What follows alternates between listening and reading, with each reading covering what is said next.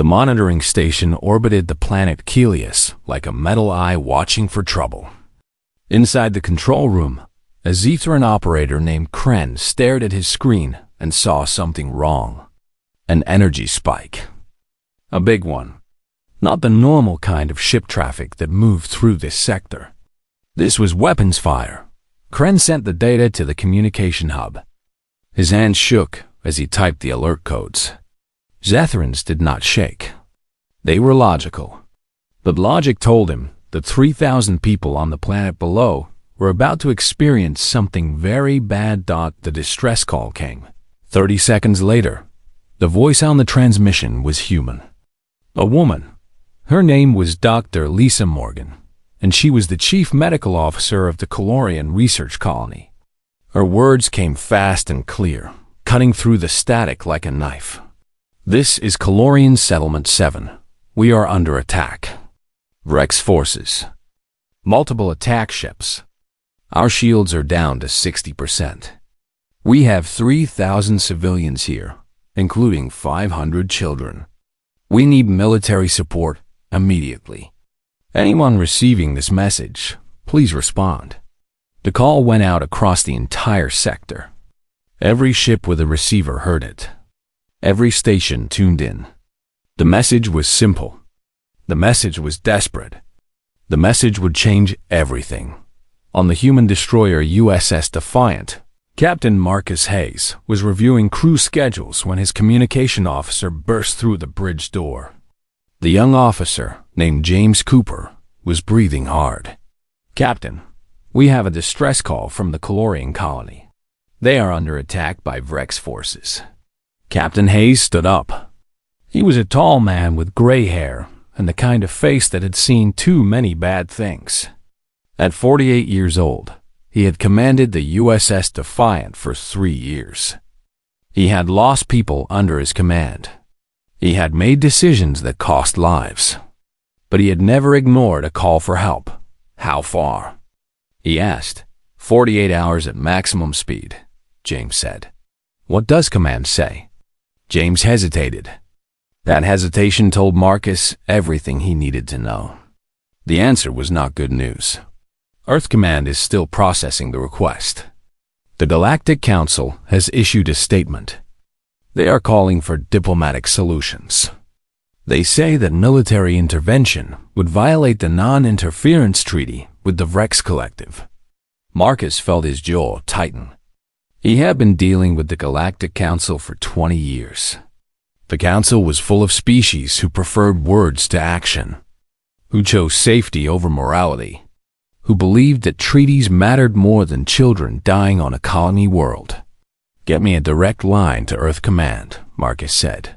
5 minutes later, he was talking to Admiral Catherine Wells, the human military commander for this sector. She sounded tired. Marcus, I know what you are thinking. Do not do it. The colony has 500 children, Admiral. The Vrex do not take prisoners for ransom. They take them for work, for slavery. I am aware of the Vrex methods, Catherine said.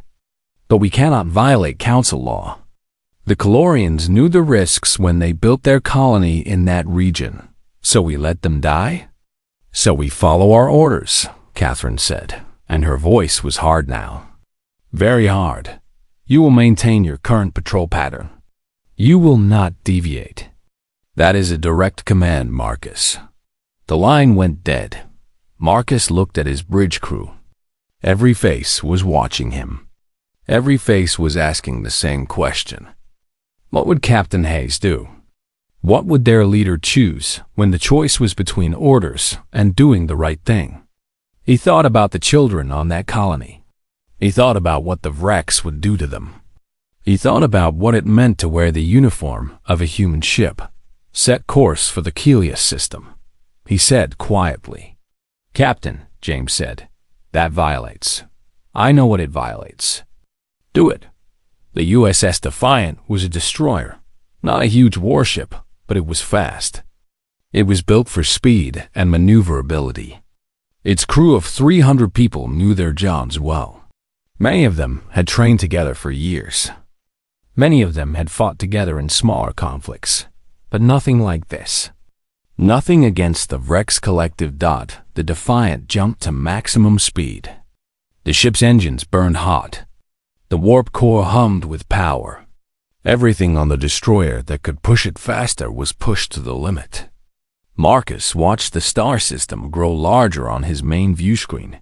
Down on the Calorian colony, Dr. Lisa Morgan watched her people die. The wrecked ships came down from the sky like birds of prey. Their weapons turned buildings into fire. People ran through the streets. Some made it to shelters.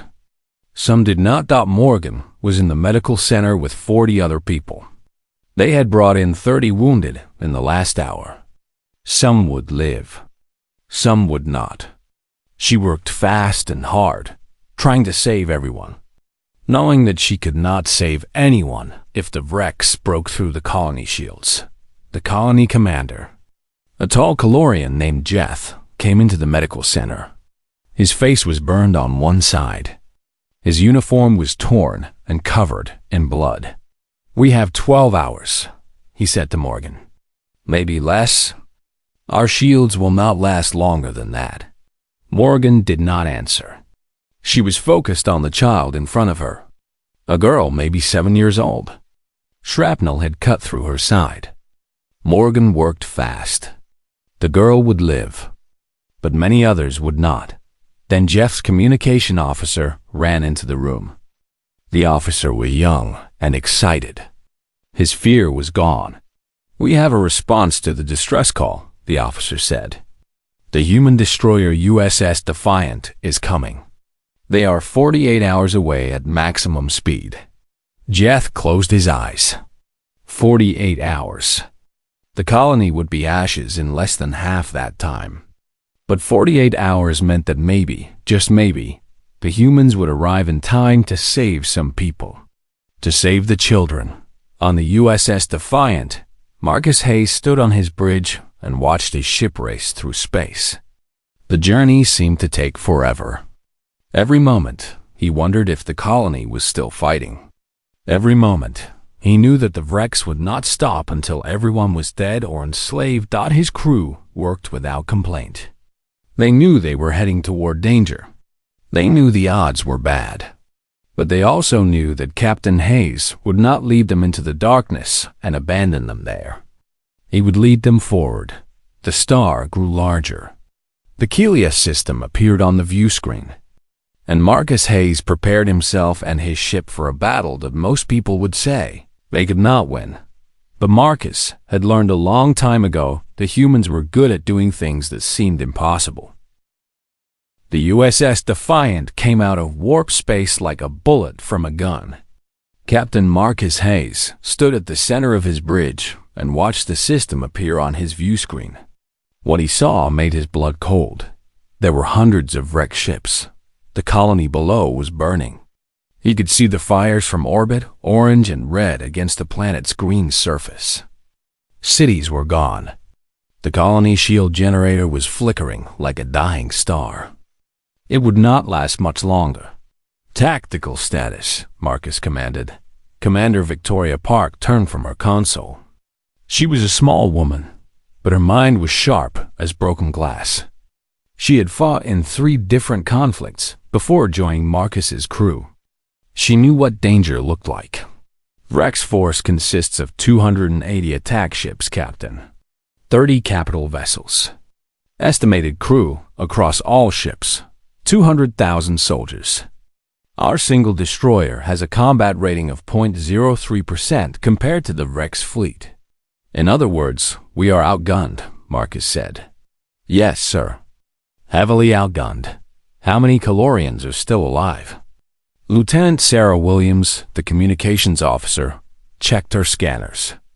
"We are picking up life signs in shelters and underground bunkers. Estimate approximately 2,800 people, including 490 children." Marcus felt something hard form in his chest. Nearly 3,000 people. Nearly 500 children. All depending on him. All depending on a single human. Destroyer that could not win a straight fight against the wrecks. But no one on the bridge looked ready to turn back. No one asked to retreat. Every officer, every enlisted person, every crew member understood what it meant to answer a distress call. It meant you did not give up. It meant you fought. Marcus activated the hailing frequencies and broadcasted on all known Rex communication channels. His voice was calm and clear, and he spoke English slowly so that the translation systems could work. "This is Captain Marcus Hayes of the human destroyer USS Defiant. You are attacking a civilian colony in violation of Galactic Council law. You will cease your assault immediately or face military response." The response came back in a series of roars and strange clicking sounds. Then the translation system converted it to human speech. The voice was deep and cold and cruel. "Human destroyer, we are aware of your presence. It is noted. Your warning is noted. Now prepare for destruction." The transmission ended. Marcus looked at his crew. "Stand ready for combat operations. Red alert. All hands to battle stations." The USS Defiant filled with noise. Alarms sounded across every deck. Crew members ran to their stations. In the engine room, engineers prepared the warp core for emergency power bursts. In the weapons section, targeting systems came online. In the shield rooms, technicians powered up every defensive system on the ship. The first Rex attack came 15 minutes later. Dozens of Rex fighters launched from their capital ships. They came toward the USS Defiant in a wave of metal and weapons fire. Victoria Park watched them come on her tactical display. She was calm. She had seen this kind of thing before. "All fighters advancing on our position," Victoria said. "Distance 30,000 kilometers and closing. They will be in weapons range in 90 seconds. Lock all point defense systems," Marcus said. "Fire when in range." The USS Defiant's weapon systems were smaller than the Rex capital ships, but they were precise. They were designed for a ship that was fast and smart and could not survive through raw strength. The Defiant survived through accuracy. When the Rex fighters came into range, the Defiant opened fire. The human point defense systems burned through the Rex fighters like a fire burns through paper. The fighters had not expected this. They had expected the human destroyer to try to run. Instead, the human was standing and fighting. 12 Rex fighters exploded in the first 10 seconds. Another 20 were damaged and retreated. But there were still more coming. "Incoming weapons fire," Victoria called out. "Rex capital ships are charging weapons. Time to contact, 60 seconds. Marcus gripped the armrests of his command chair. He had commanded in combat before. He knew the feeling of his ship being under fire. He knew what it felt like when crew members died because of his orders. But he also knew that turning back was not an option. The first capital ship weapons found their target. The USS Defiant shook with the impact. Alarms screamed across the bridge. Sparks fell from the ceiling panels. One of the junior officers screamed, and then someone was helping him up, and everyone was focused on their jobs. "Shields at 85%, Victoria said, returning fire on the largest capital vessel. The Defiant's weapon systems locked onto the nearest Rex capital ship and fired. The human weapons were smaller, but they were accurate. The Rex ship took hits on its hull. Explosions bloomed across its surface. The capital ship had not expected to be hurt by a single destroyer. Down on the colony, Dr. Lisa Morgan heard the explosions above the planet. Different explosions. Different from the Rex attacks. She stepped out of the medical center and looked up at the sky. There was a human warship in orbit. She could see it moving, see it fighting dots someone had come. For a moment, Morgan felt hope. Real hope, not the desperate kind. Real dawn. But then the Rex forces changed their tactics. They stopped attacking the colony for just a moment. Every Rex ship in the system began moving toward the USS Defiant. They were going to kill the human destroyer first. Then they would kill the colony. On the bridge of the Defiant, Marcus watched the Vrex formation change. He understood what was happening. The Vrex had decided that he was the bigger threat. They were going to concentrate their fire on him. "All ship systems to maximum power," he said. "Helm, keep us moving. Victoria, I want evasive patterns. Make them work for every shot." "Yes, sir," Victoria said. Her fingers flew across her console. The USS Defiant began to dance through space, moving in patterns that made it hard for the Vrex to hit. But there were too many of them. The Vrex weapons kept coming. The Defiant's shields held, but they were getting weaker. The ship was being hit from all sides. Marcus thought about the children down on the colony. He thought about what failure meant. He thought about what it meant to be a human captain in a human ship. He made his choice. "Target the Vrex Formation Center," he ordered. "I want them to understand that we will not go down easily. Fire every weapon we have at the main concentration of their fleet." The USS Defiant unleashed everything. Every weapon system fired at once. The human destroyer became a ball of fire and fury in space. The Vrex fighters and small ships in the center of the formation were torn apart. The Vrex capital ships were hit and damaged. The Vrex commander roared in anger. His name was Vorg Vex, and he had never been challenged like this. A single human destroyer was actually hurting his fleet. It was impossible. It was insane. It was something the Vrex had never experienced before. Vorg Vex ordered his entire fleet to focus on the human ship. He would destroy this destroyer and burn the colony and take the survivors as slaves. No human would ever stand against the Vrex collective again. But what Vorg Vex did not understand was that humans were different. Humans were born on a world where things tried to kill them every day. Humans had learned to fight when they should have died. Humans had learned to adapt when they should have broken. And Captain Marcus Hayes had learned all of those things better than most. The battle was not just about firepower. Firepower was what the Vrex understood. Firepower was what the Vrex knew how to use. They had spent 10,000 years building ships and weapons larger than anyone else's. They believed that bigger and stronger always won. But the USS Defiant was fighting a different kind of war. Commander Victoria Park was a woman who had studied the way predators hunted on different planets. She understood that the fastest hunters were not always the strongest hunters. The smartest hunters were the ones that survived. The USS Defiant was smart. "All capital ships are moving to concentrate fire on our position," Victoria said, watching her tactical screen. "Time to critical damage. 3 minutes. "Then we make 3 minutes count," Marcus replied. "Target the weakest points in their formation. Break them apart. Make them think instead of attack." The USS Defiant fired with precision. Every shot was aimed at a weakness, a gap in the Vrex armor, a section of the formation that could break apart. The human weapons were not big, but they were accurate. They were efficient. They were used by people who understood that waste meant death. 3. Vrex capital ships were damaged so badly that they had to retreat. Another 2 lost weapon systems. The Vrex formation, which had been tight and organized, began to break apart. And when the Vrex began to break apart, they became confused.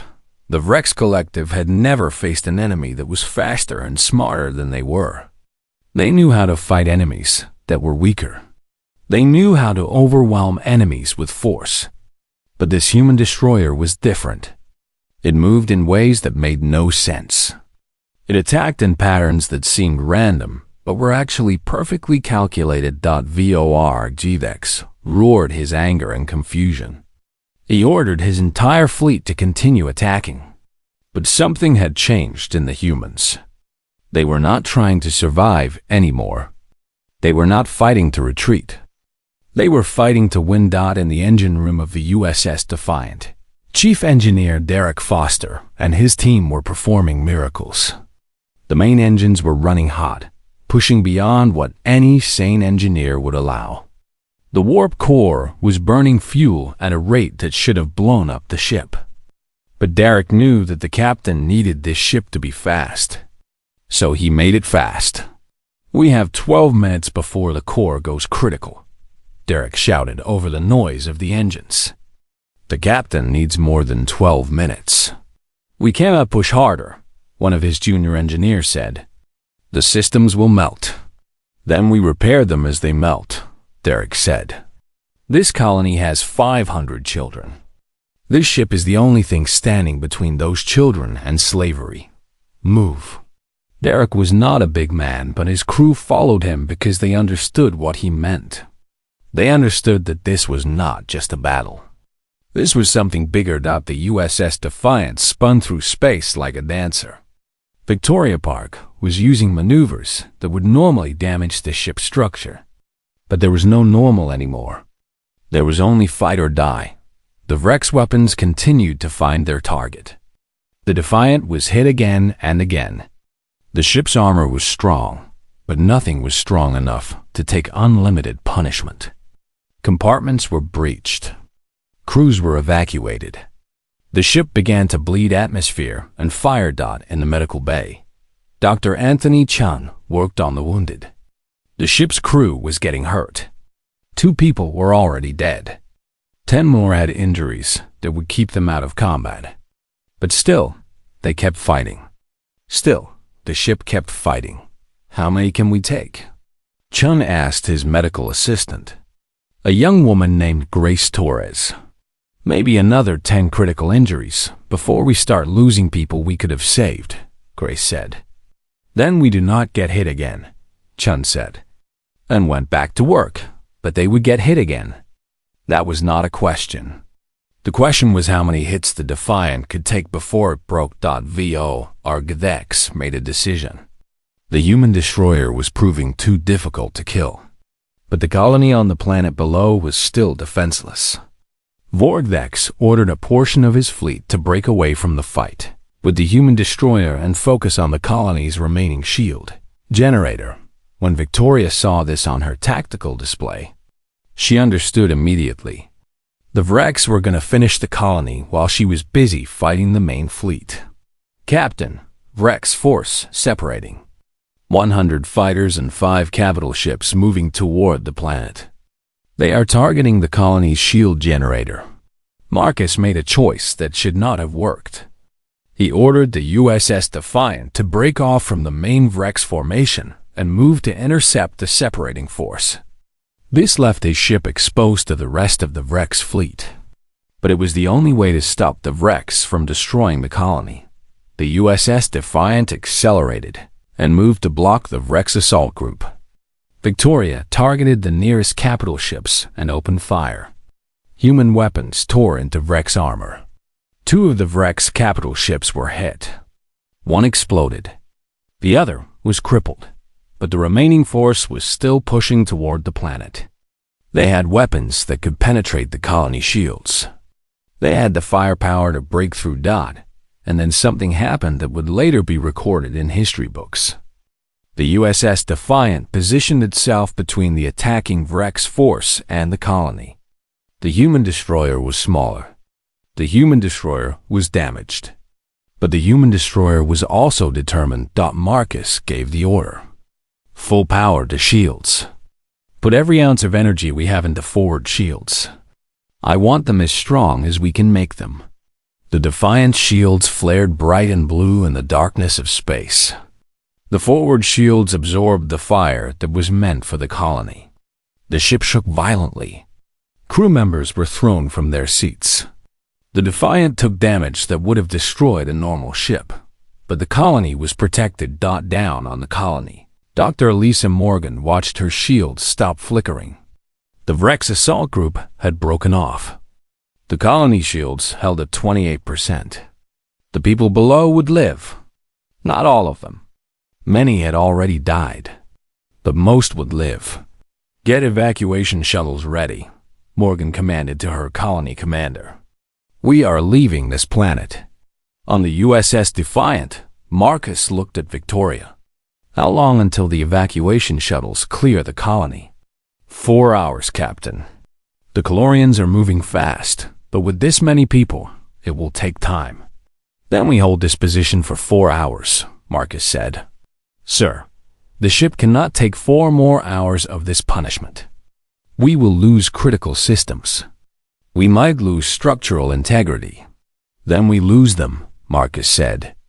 Because 4 hours from now, those people will be alive. And that is what matters. Victoria Park nodded. She had known what the captain would say. She had known because she understood humans. And what she understood was that humans would burn their own ships to save people they had never met. The evacuation shuttles launched from the Calorian colony in waves. First came the children. Then came the elderly and the injured. Then came the people with families and things they wanted to keep. The shuttles were packed tight, people standing pressed against each other, holding hands, hoping that each shuttle that launched was a moment of danger. For 30 seconds, the colony shields had to open. For 30 seconds, the shuttles were exposed to Rex fire. For 30 seconds, people could die.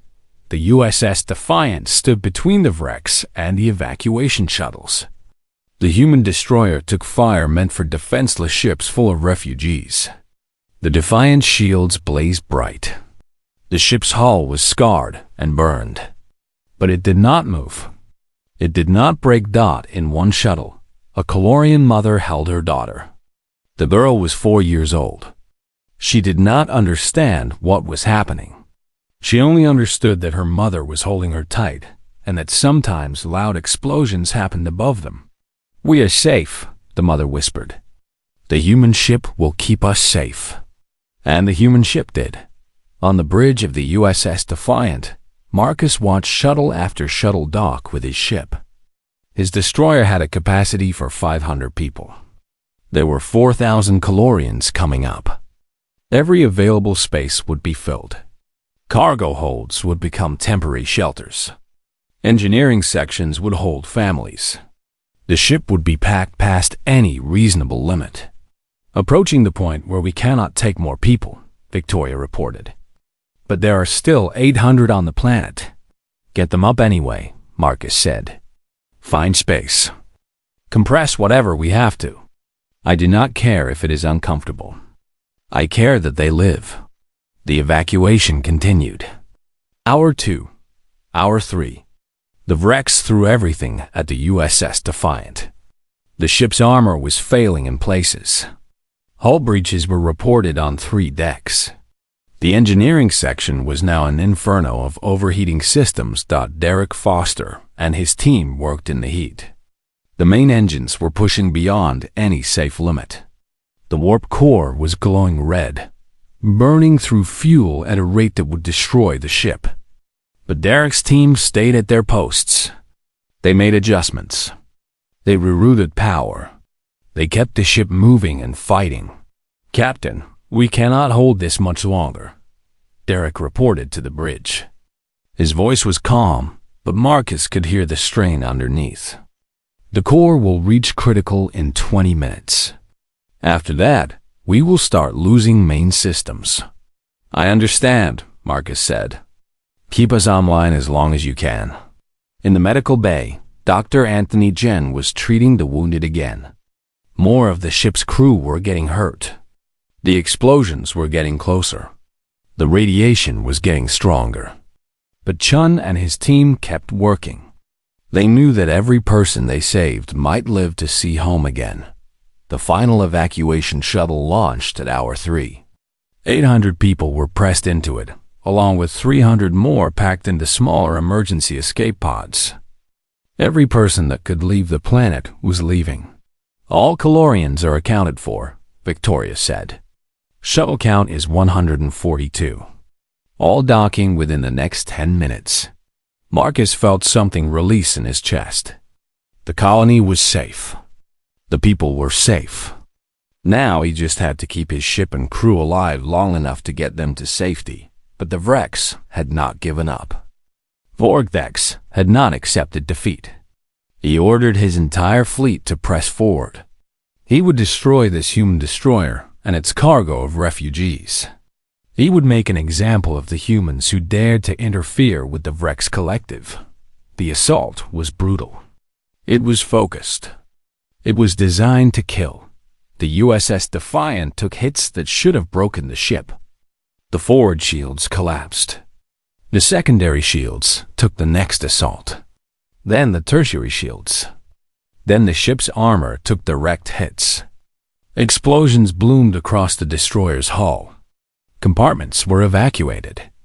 Systems failed out in the engine room. Derek Foster watched his instruments go dark. The main power was failing. The warp core was going critical. In another minute, it would explode.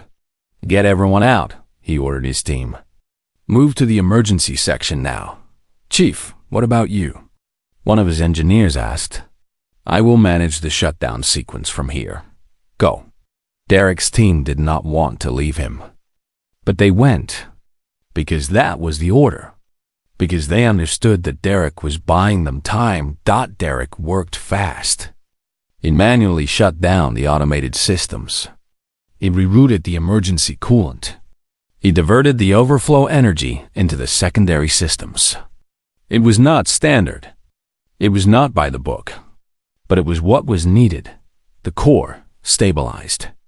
Not safe, not normal, but not exploding. Derek checked his instruments and smiled. He had bought the captain another hour of power. Another hour to get the refugees to safety. He turned to leave the engineering section and found his way blocked by flames. A main pipeline had ruptured. The compartment was filling with superheated gas. Derek turned back. There was another way out. Through the reactor chamber. He ran toward the secondary exit and found it blocked by debris. The explosion that had caused all this damage had sealed that way too. Derek stood in the middle of the engineering section and understood that he was not leaving this place. He thought about the children on the colony. He thought about them safe on a human destroyer. He thought about Marcus keeping them safe. And he was satisfied. "Captain," he said into his communicator, "engineering is secure. The core will hold for another hour.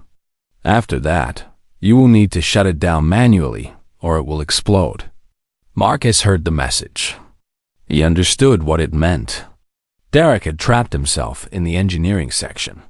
"Get to the secondary exit, Derek, now."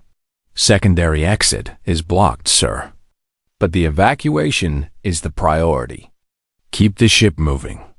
Keep those people safe." The communicator went silent. Marcus felt something cold settle in his heart. Derek Foster had chosen to stay at his post. Derek had sacrificed his life to save 4,000 refugees. And Marcus would honor that choice by making sure that sacrifice meant something. "All hands, this is the captain. We have one more hour of power. After that, we will need emergency measures. I want everyone focused on getting these refugees to safety. Derek Foster has given us this time. Do not waste it." On the bridge, every officer understood. They had just lost one of their own. But they also understood that Derek had bought them something precious. Time. The USS Defiant, crippled and bleeding and broken, limped through space. Behind it came the evacuation shuttles. Ahead of it was safety dot, and in the engine room, Derek Foster made sure the systems held until the very last second. The USS Defiant reached the Galactic Council outpost at Alpha Station with its engines smoking and its hull scorched black. The ship had taken damage that should have destroyed it 3 times over. The crew was exhausted. The refugee bays were packed with 4,000 Calorians, many of them crying, many of them traumatized, but all of them alive. As the ship docked, the Calorian families began to leave. They walked into the receiving station, and there were people waiting for them. Medical teams, food stations, safe places. Children ran to their parents. Families held each other and wept with relief. Dr. Lisa Morgan stepped off the USS Defiant and stood in the receiving station. She looked back at the human destroyer that had saved her people. The ship was a wreck. It had fought a battle it should not have survived. And it had survived because the humans inside it had refused to accept defeat. The Galactic Council called for an immediate investigation. The records showed that the USS Defiant had violated direct orders from Earth Command. The records showed that Marcus Hayes had engaged a superior force without authorization. The records showed that the human destroyer had caused significant damage to multiple Rex colony ships. By Council law, all of this was a crime. War without authorization was forbidden. Engagement with the Rex Collective was forbidden. Violating orders was forbidden. The tribunal was held in the council chamber. It was a large room with representatives from 100 different species. They sat in rising rows and looked down at Captain Marcus Hayes. He stood alone in the center of the chamber. His uniform was torn and burned. His face was scarred from the heat of battle. His eyes were tired. The prosecutor was a Zethran. Zethrans believed in rules. Zethrans believed that civilization was built on following rules. The prosecutor spoke for 3 hours about how Marcus had broken every rule that governed human military conduct. Then it came time for Marcus to speak. I received a distress call from a colony of 3,000 people, Marcus said. His voice was quiet but steady. That colony included 500 children. The Rex Collective was attacking them. The Galactic Council said that I could not intervene. That military action violated treaties. He paused and looked at the tribunal. I am a human. Humans do not ignore children who are in danger. Humans do not calculate the risk and decide that politics matters more than lives. We are not built that way. We could not be if we wanted to. A representative named Jean stood up. Zan was from a species that had worked with humans before. She understood humans better than most. The record shows that the USS Defiant engaged 280 Rex vessels. The record shows that one ship against 280 enemies should not have any survivors. And yet the colony was saved. 4,000 lives were saved. How do you explain this? We were better trained, Marcus said. We had better tactical doctrine. We understood that overwhelming force is not the only way to win a battle. We understood that speed and intelligence matter. We understood that if you fight for something you believe in, you can accomplish impossible things. The Rex representative roared in anger. Vorg Vex had returned to the council. His fleet had been damaged. His honor had been wounded. He demanded retribution. He demanded that the humans be punished.